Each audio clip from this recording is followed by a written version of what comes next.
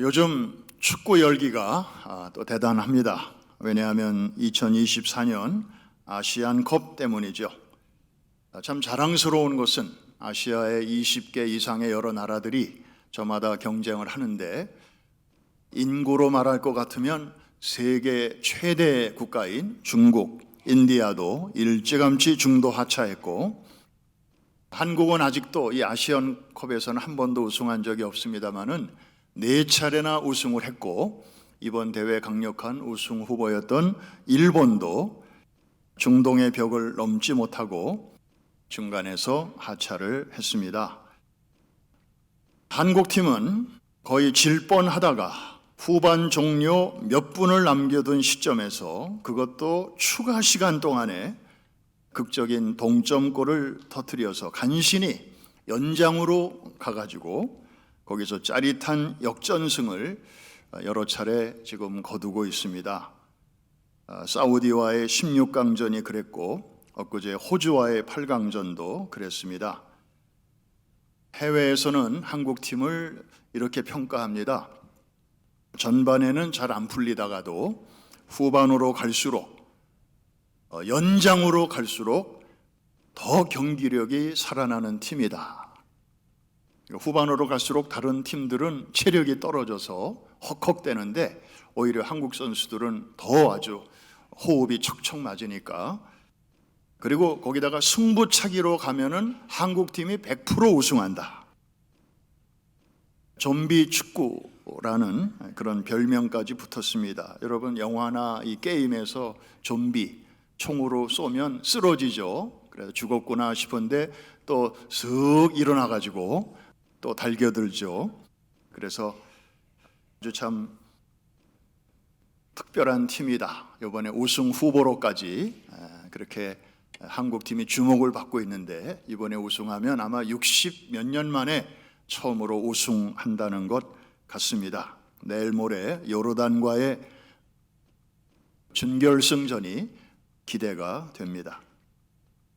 오늘 우리는 이 한국 축구팀처럼 전반전에는 별로 그 삶이 신통치 않았지만, 나중으로 갈수록, 후반으로 갈수록, 그리고 연장으로 갈수록 더 아주 존귀하게 쓰임받은 한 신앙의 선배를 우리가 만나게 되고, 동시에 그분을 다루시는 이제 하나님을 우리가 만나게 됩니다.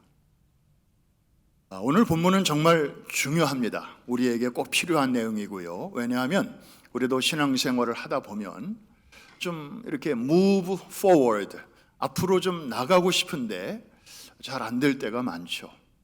뒤에서 마치 누가 잡아당기는 것처럼 대부분 뭔가 과거에 해결되지 않은 그런 상처, 또 문제, 이런 것들 때문에 앞으로 나아가지 못하고 이렇게 머뭇거리는, 순종하는 삶으로 들어가야 될 줄을 알면서도 잘 안 되는 그런 분들에게 이제 이게 되는 길을 보여주기 때문에 굉장히 중요한 내용입니다. 여러분, 지난 주일날 우리가 함께 나누었던 내용 혹시 기억하시나요?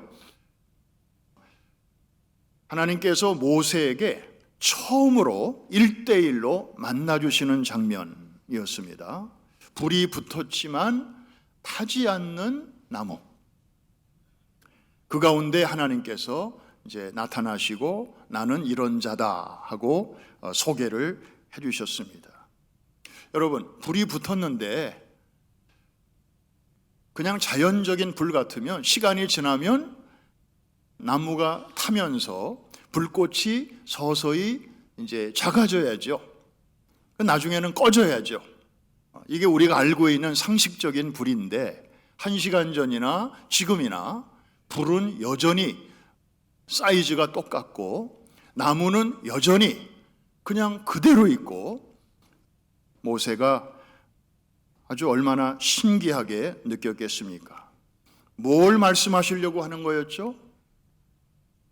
하나님은 당신을 소개하실 때 나는 누구 때문에 존재하는 자가 아니고 누구로 인하여 존재하는 자가 아니고 마치 불이 나무 때문에 지금 타고 있는 게 아니듯이 나무에 붙었지만 나무와 상관없이 타고 있는 것처럼 나는 본래부터 그렇게 스스로 있는 자다. 또 이 말씀 속에는 이런 의미도 있습니다. 하나님은 잘 들으셔야 됩니다. 사람의 도움 없이도 얼마든지 당신이 하고자 하시는 일을 해내실 수 있는 전능하신 분이시다. 일단 아멘 한번 하시고, 그러니까 모세가 예 하겠습니다, 저를 사용해 주십시오, 그러면 하나님이 일을 하시고, 모세가 no 저는 안 됩니다, 못합니다, 제가 여기 있으니 쟤를 보내세요, 뭐 이렇게 꼬물락거리면 하나님이 일 못하시는 그런 분이 아니시라는 거죠. 모세가 예스 하면 출애굽이 가능하고 모세가 노 하면은 출애굽이 안 되고 그런 하나님이 아니시라는 거죠. 이것도 이해가 되시면 아멘.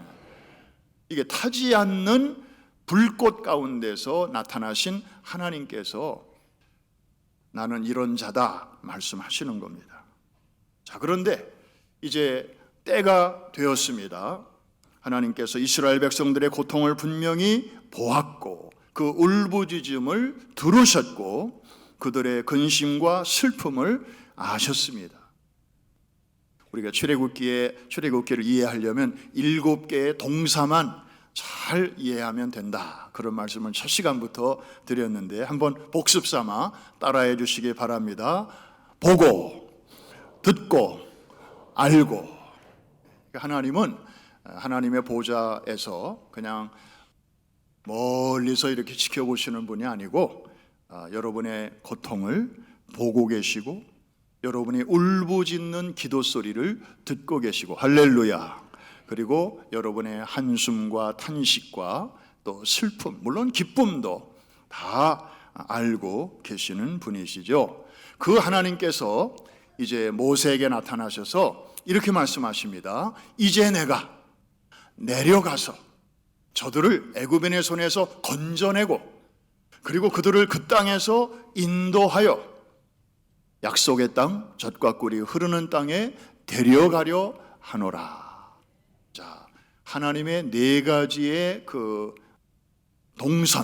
동선을 우리가 이해하면 출애굽기가 보인다, 그런 말씀도 드렸죠. 한번 복습 삼아 또 따라 한번 해보시겠습니다. 내려가서 건져내고 인도하여 데려가려 하노라. 그러면 이제 앞에 3가지부터 뒤에 4가지까지 연결해서 한번 해볼까요? 시작. 보고, 듣고, 알고, 내려가서 건져내고 인도하여 데려가려 하노라. 출애굽기 끝났습니다. 옆에 계신 분에게 인사하겠습니다. 출애굽기 끝났습니다. 이 7가지 동사만 우리가 알면 하나님의 성품을 이해하게 되고 또 하나님의 그 구원하시는 행동, 그 동선을 우리가 이제 이해할 수 있는 것이죠. 그래서 하나님이 이제 모세에게 말씀하십니다. The time has come. 때가 왔다. 이제 너는 이집트의 파라오 앞으로 가서 내 말을 좀 전해라. Let my people go. 이제 내 백성을 놔주라. 광야로 나가서 하나님께 예배할 수 있도록 보내주라. 이렇게 전하라고 말씀을 하셨습니다. 자, 이때 모세가 예, 기다리고 있었습니다, 이렇게 나왔나요? 아니면 발뺌을 하나요? 변명을 하나요? 변명을 합니다. 이유가 많습니다. 누구처럼? 우리처럼.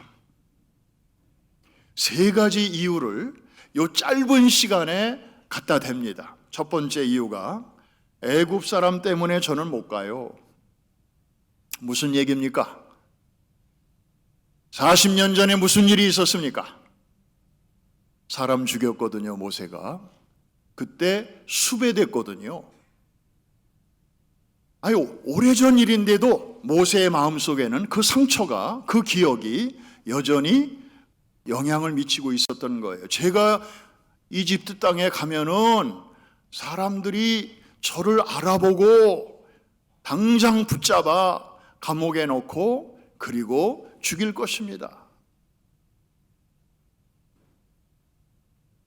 그 다음에 두 번째 이유로 되는데, 이제 애굽 사람 핑계가 좀 그러니까 거기 내 동족인 히브리 사람들이 내 말을 듣지 않을 것입니다. 그 사람들은 내가 누군지 모릅니다.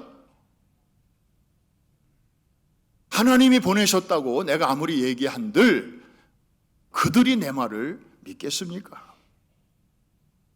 괜히 나 창피만 당합니다. 뭐 이제 이런 이유죠. 세 번째 이유가 이게 아주 자기 자신 때문에 못 가겠다는 거예요. 입이 뻣뻣하고 혀가 둔한 자입니다. 제가 어찌 하나님의 말씀을 그 왕 앞에 가서 전하겠습니까? 저는요, 이 말이 모세가 그냥 한번 이렇게 해보는, 그냥 겸손 떠는 그런 소리인 줄로 오랫동안 알았어요. 그런데 그것도 물론 없다고는 말할 수 없지만 더 큰 이유는 따로 있었습니다. 모세가 본래부터 이런 사람은 아니었을 것입니다. 아니에요. 왜냐하면 모세는 히브리 사람들로서는 유일하게 이집트의 왕궁에서 최고의 학문을 수련한 사람입니다. 그 중에 철학도 있을 것이고 수학도 있을 것이고 천문학도 있을 것이지만 빠질 수 없는 것이 뭐냐 하면 수사학이 있었어요. 수사학, 레토릭. 그러니까 의사 전달을 아주 분명하게 하고 지도자 수업을 받았으니까 그야말로 누구보다도 말을 잘하는 그런 사람이었음이 틀림이 없습니다. 우리가 같은 영어 문장을 표현하더라도 아주 fine English로 잘 표현하는 그런 사람이 있는가 하면 그냥 뭐 시장에서 쓰는 그런 영어로 이렇게 의사만 통하는 또 그런 영어도 있잖아요. 근데 모세야말로 아주 근사한 그런 언어 훈련을 충분히 받았던 사람이에요. 원래 그런 사람이었어요. 그런데 어쩌다가 이렇게 됐을까? 이해가 되는 것이 40세부터 80세까지 이 40년 동안 모세가 어떻게 살았죠? 양을 치면서 살았습니다. 뭐 이방 사람을 장인으로 삼고 그 딸을 아내로 맞이해서 뭐 가정 생활을 하기는 했다지만 좀 문화도 다르고 좀 여러 가지로 이질적인 요소가 많은 가족들하고 뭐 그렇게 대화하는 시간이 많았겠습니까? 주로 오전, 오후 해 있을 동안은 밖에 나와서 양들을 쳤고 저녁에 집에 들어가면 전깃불도 없고 뭐 그런데 캄캄하면 그냥 잠자리에 들고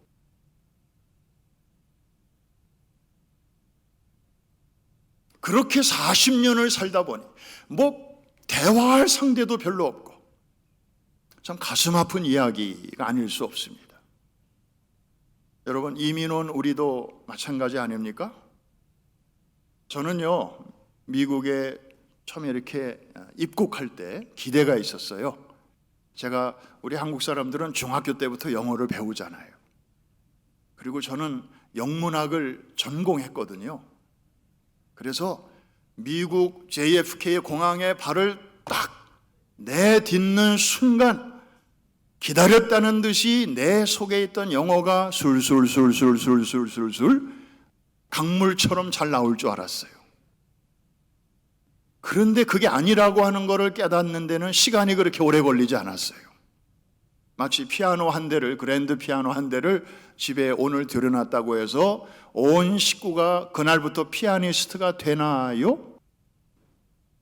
그런 거 아니잖아요. 부단히 연습을 해야 피아노하고 친해지는데, 그래서 여러분들에게 한번 물어볼게요. 미국에서 지금 20년째 사는 사람이 10년째 사는 사람보다 영어를 한 2배 정도 잘하나요? 한 40년쯤 살면 10년쯤 된 분보다 한 4배 정도 잘하나요? 그런 분도 있겠죠. 그런데 자동적으로 그렇게 되지는 않더라고요. 오히려 살다 보니까 어느 수준까지는 되다가 좀처럼 늘지 않는 영어, 그 다음에 줄어드는 한국어. 뭐 이렇게 한국말로 대화하다가 단어가 생각이 안 날 때가 많아요. 그러니까 그거 있잖아, 그거. 그러다가 이제 나오는 말이 거시기라는 말이 참 좋더라고요. 그냥 거시기로 얘기하는데 신통한 거는 상대방이 알아듣는다는 거죠. 문맥으로 알아듣는 거예요. 눈치코치로.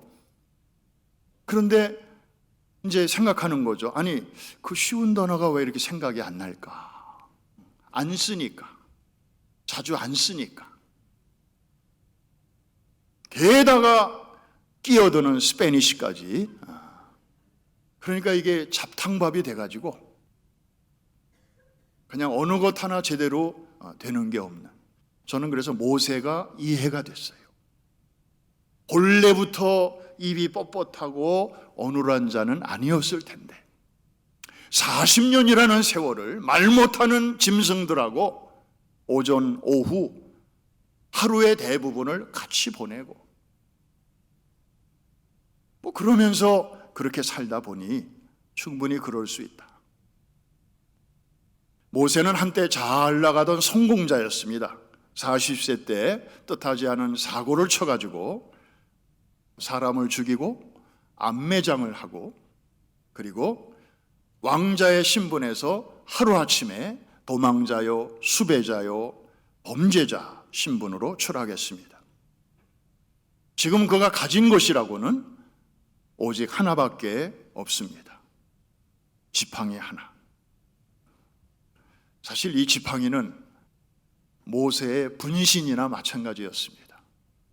양을 칠 때 쓰고 또 사나운 짐승이 자기를 공격하려 치면 그 막대기로 쫓고 아침에 일어나자마자 그 지팡이 들고 잠자리에 들 때 지팡이를 손에서 내려놓고 근데 그렇다고 지팡이에서 무슨 새싹이 나는 것도 아니에요. 겨울 지나면 봄이 되면 거기서 무슨 싹이 나는 것도 아니고 뭔가 오늘보다는 내일이 뭐 더 좋아지겠지 이런 희망을 주는 것도 아니에요. 그냥 거기 있으니까 손에 쥐고 오늘도 나가고 내일도 나가고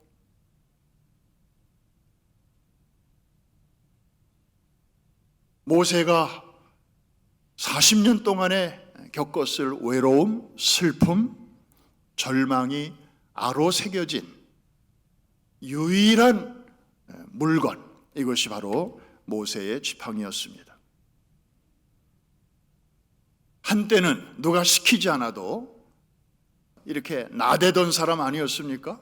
그래서 사람을 쳐 죽이고 암매장까지 했던 그런 혈기 넘치는 사람이었습니다. 영웅심리로 가득했던 사람입니다.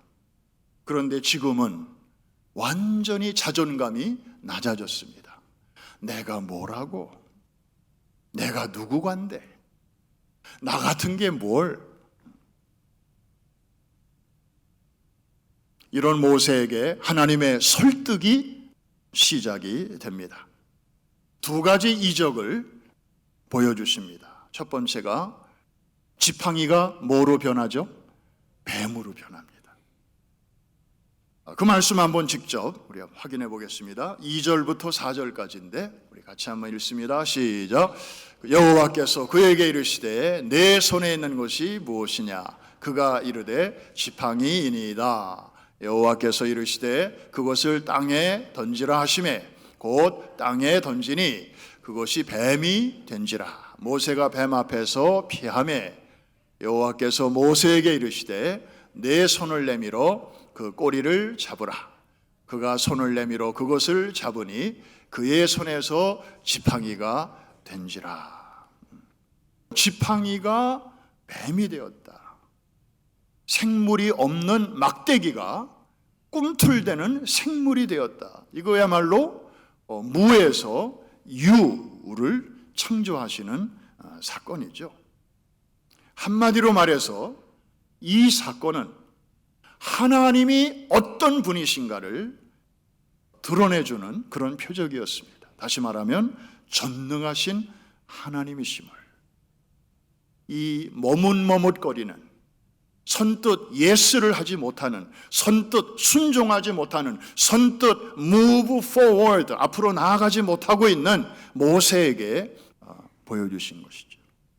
자, 그 다음에 두 번째로 보여주신 사인이 있습니다. 내 손을 가슴에 넣었다 빼봐라. 그랬더니 멀쩡하던 손이 어떻게 됐어요? 무슨 병이 생겼어요? 나병이 생겼어요. 옛날에 문둥병이라고 되어 있는데 요즘 성경에는 나병으로 이제 표현이 바뀌었습니다. 한센병이라고도 하죠. 이 나병의 특징이 무엇입니까? 이 무감각입니다. 감각이 없어지는 거예요. 그래서 온도를 못 느껴요. 뜨거운 거에 손을 대면 아 뜨거워 하고 손을 빨리 꺼내야 되는데 느낌이 없으니까 그냥 손을 대는 거예요. 그래서 나병 환자 중에는 초기 증세 화상을 많이 입어요. 느낌이 없으니까. 그리고 고통을 느끼는 감각이 또 사라져요. 그래서 바늘을 이 발뒤꿈치에다가 이렇게 찌르면 아야 하고 소리를 질러야 되는데 감각이 없는 거예요. 그러면서 코 문드러지고 또 손가락 문드러지고 감각이 없으니까. 여러분, 왜 하나님께서 두 번째로 그 많은 질병 가운데 나병을 보게 하셨을까요? 그것도 모세의 가슴에다가 손을 넣었다 빼라 하셨을까요? 한마디로 모세야, 내가 볼 때는 네 속이 꼭 나병 환자 같다. 왜 이렇게 감각이 없냐? 왜 이렇게 반응이 없냐? 왜 이렇게 느낌이 없냐? 내가 이렇게까지 떨기나무 가운데서도 얘기하는데, 그리고 지팡이를 뱀으로 변화시키시면서까지 내가 너에게 이렇게 설득하고 있는데 왜 너는 그렇게 반응이 없냐? 그래서 이 뱀이 되는 이 표적은 하나님이 어떤 분이신가를 보여주었다면, 이 나병의 사건은 모세가 어떤 자인가를 드러내주는 그런 사건이었습니다. 무감각, 무반응, 무기력. 여러분, 오늘날 신앙생활을 하는 사람 중에도 혹시나 이런 일이 왜 없겠습니까? 뭐 처음에 예수 믿을 때 또 막 에클레시아 가서 은혜 받고 막 그럴 때, 그때는 정말 요만한 거 가지고도 눈물이 핑 돌고 감사가 넘치고 가족에게 고맙고 또 교회가 감사하고, 그리고 정말 사람들이 너무너무 사랑스러워 보이는데, 또 이제 그런 사이클이 또 좀 이렇게 지나가면 뭐 예배를 드려도 그저 그렇고, 뭐 설교를 들어도 그저 그렇고, 부흥 강사가 오셔서 정말 주옥 같은 말씀을 전해도 뭐 그냥 별로고, 예수님도 그런 표현을 하셨잖아요. 내가 너희들 보니까 피리를 불어도 춤출 줄도 모르고, 뭐 장단 맞출 줄도 모르고, 어쩌면 그렇게 무감각하냐? 주님도 한탄하신 적이 있으시잖아요. 야, 그런데 하나님 일하시는 방법을 보세요. 이 정도 모세가 느리고 또 반응이 없으면 야, 사람이 너밖에 없냐? 에이, 치하라.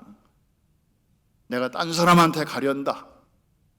뭐 그렇게 하실 수도 있잖아요. 그리고 아까 말씀드렸잖아요. 모세가 예스 해야 하나님이 일하실 수 있고, 모세가 노우 하면은 하나님도 꿈쩍 못 하시고, 그런 분이 아니시잖아요. 하나님 스스로 계시는 분이고, 구태여 사람의 도움 없이도 얼마든지 혼자서 더 빨리 더 시원하게 출애굽 시키실 수 있는 분이시거든요. 믿으시면 아멘.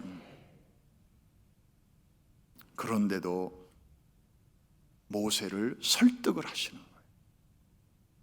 우리 한국 부모들이 자녀와 대화하다가 한 고개 두 고개까지는 넘어가는데, 자녀가 미국 학교에서 배운 대로 눈 똑바로 뜨고 부모에게 말대꾸 하면은, 우리 한국 특히 아버지들은 세 번째 고개 넘어가기가 힘들어요. 그때 제일 많이 이 아빠의 입에서 나오는 단어가 있는데, 한 단어인데 이거는 어떻게 한글로도 쓸 수가 없어. 발음이 아주 특이해가지고, 이거 누가 좀 써봐요 좀. 이거 미국 선생님들은 이해를 못해 이거를. 그러니까 더 이상 대화가 안 되는 거죠. 화가 나는 거니까, 답답하니까. 아니, 하나님도 저 모세에게 그렇게, 물론 뭐 화를 내셨다는 표현이 나오긴 나오는데, 그렇다고 끝내시는 분이 아니시더라고요. 보니까 계속해서 달래시고, 결국에는 모세가 이제 체인지가 됩니다. 20절입니다. 20절 같이 한번 봅니다. 시작. 모세가 그의 아내와 아들들을 나귀에 태우고 애굽으로 돌아가는데, 모세가 하나님의 지팡이를 손에 잡았더라. 자, 지팡이인데 누구의 지팡이? 하나님의 지팡이. 그러면 아까 모세가 막 변명하고 이유되고 머뭇거리고 순종하지 않았던 때의 지팡이는 누구의 지팡이라고 말하면 좋을까요? 모세의 지팡이. 근데 같은 지팡이에요. 그런데 표현이 달라졌어요. 모세는 나중에 이 지팡이를 가지고 여러 가지 일들을 행합니다. 10가지 재앙을 애굽 땅에 쏟을 때 이 지팡이를 사용합니다. 그래서 나일강을 향하여 지팡이를 가리키니까 그 멀쩡하던 물이 다 핏물로 변하게 되지 않았습니까? 그리고 출애굽한 다음에 홍해를 만났을 때에도 모세가 이 지팡이를 가리킵니다. 그럴 때 홍해가 갈라지게 되죠. 그리고 광야 한복판에서 물이 없을 때 모세는 이 지팡이를 사용해서 반석에서 샘물이 나게 합니다. 그리고 아말렉이라고 하는 사나운 그 유목민족을 만나서 싸움이 붙었을 때 모세가 산에 올라가서 그 지팡이를 들고 기도하였죠. 그때 여호와 니시로 하나님께서 승리를 주신 것입니다. 여러분, 하나님이 일하시는 방법을 잘 보십시오. 똑같은 지팡이인데 모세의 지팡이를 하나님의 지팡이로 바꾸어 주십니다. 근데 그 포인트가, 모세가 가장 이 자존감이 낮아 있는 시점에서 하나님이 찾아오시는 거예요. 여기서 우리는 중요한 하나님이 일하시는 방법을 또 하나 발견하게 됩니다. 나의 퍼센티지가 줄어들수록 하나님의 퍼센티지가 늘어난다. 하나님은 강한 자보다는 약한 자를 먼저 찾으셔서 쓰신다. 강한 자는 그가 약해질 때까지 기다리신다. 본인의 입으로 약하다는 고백이 나올 때까지 그 지점으로 끌고 내려가신다. 대표적인 사람이 사도 바울 아닙니까? 그 시대의 그 잘난 이 바울도 입만 열면 나중에 하는 얘기를 들어보십시오. 약한 것들 외에는 자랑하지 아니하리라. 나의 여러 약한 것들에 대하여 자랑하리니 이는 그리스도의 능력이 내게 머물게 하려 함이라. 결정타는 내가 약한 그때에 강함이라. 예나 지금이나 여러분, 우리의 관심은 늘 한 가지였습니다. 내가 지금 뭘 갖고 있지? 은행 통장에는 얼마나 있고, 또 은퇴 준비는 내가 뭐를 해놨고, 내가 지금 얼만큼 갖고 있지? 이게 우리의 관심 아니겠습니까? 그런데 오늘 본문은 그거보다 더 중요한 질문이 있음을 말해주고 있습니다. 내가 갖고 있는 그것을 누가 사용하고 있느냐? 근데 우리는 이 질문을 묻기를 되게 불편하게 생각해요. 혹시 누가 이거 건드릴까봐, 누가 달라고 할까봐.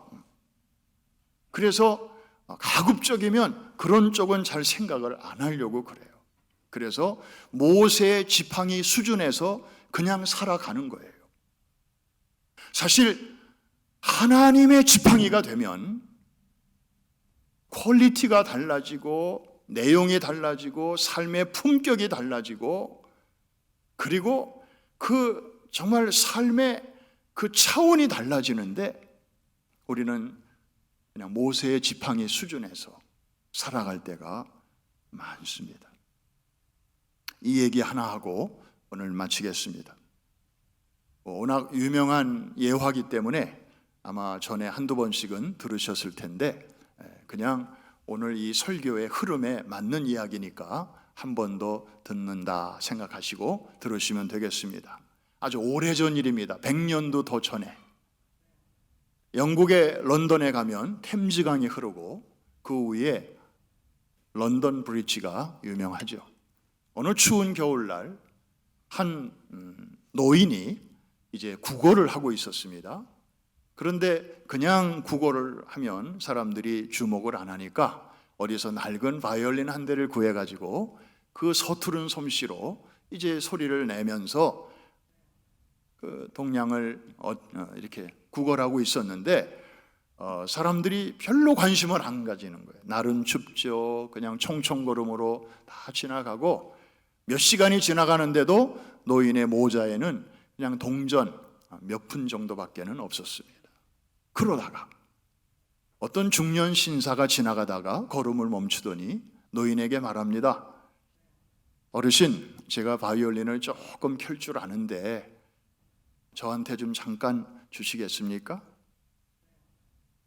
이 노인은 힘도 들겠다, 잘 됐다 싶어서 바이올린을 넘겼더니 튜닝을 잠깐 하더니 연주를 하기 시작하는데, 이거는 무슨 전문 뮤직홀에서나 들을 수 있는 그런 아름다운 선율이 거기서 막 나오는 거예요.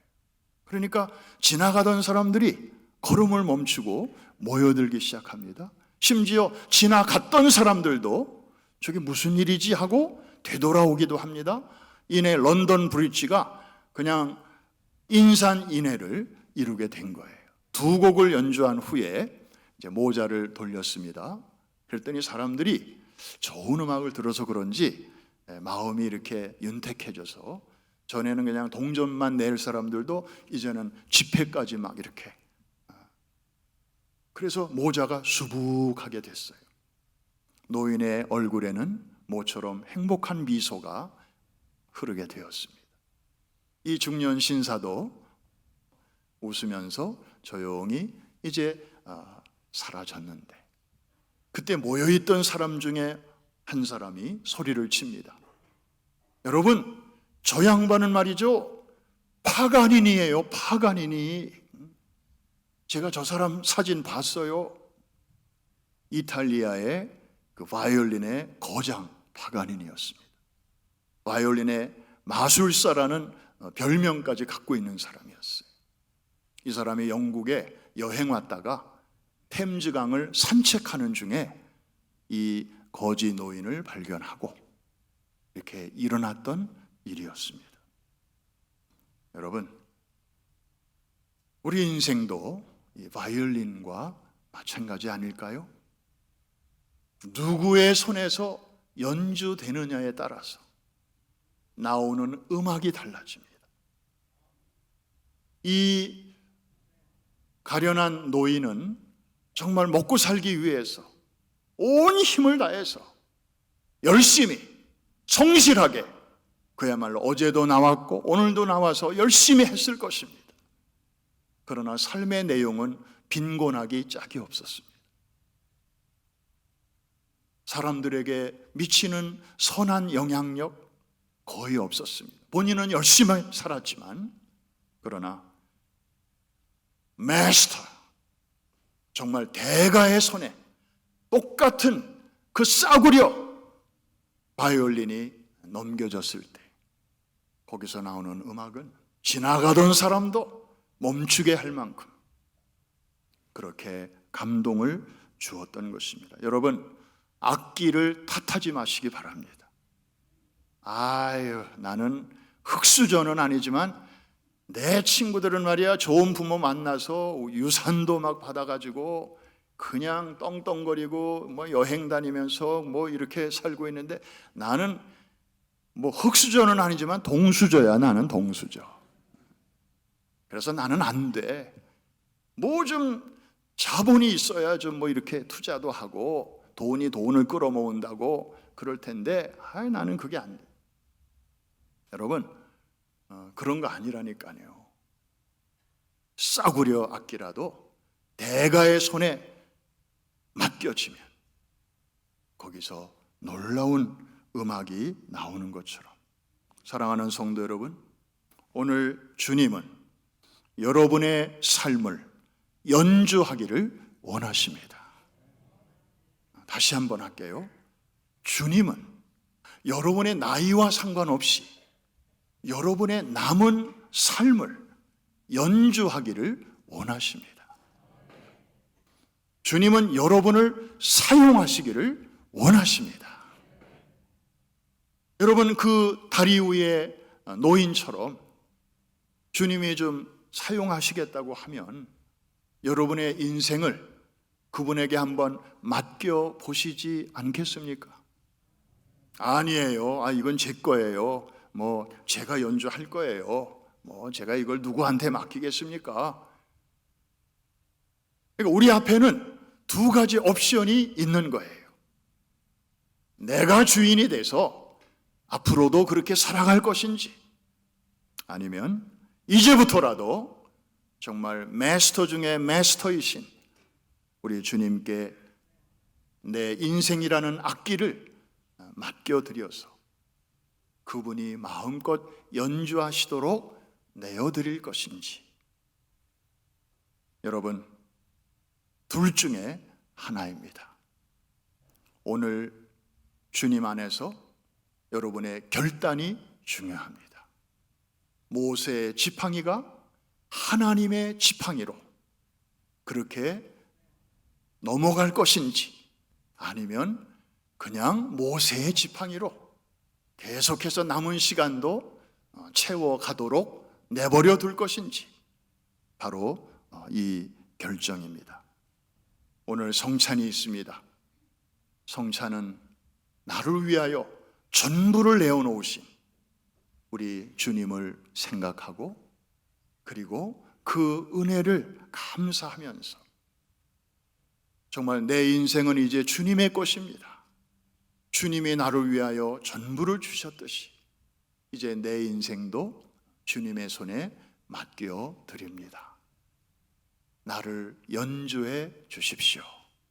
그런 기도와 소원과 함께 오늘 성찬을 받으실 때 또 하나님께서 정말 여러분의 인생의 지팡이를 하나님의 지팡이로 변화시켜 주실 줄로 믿습니다.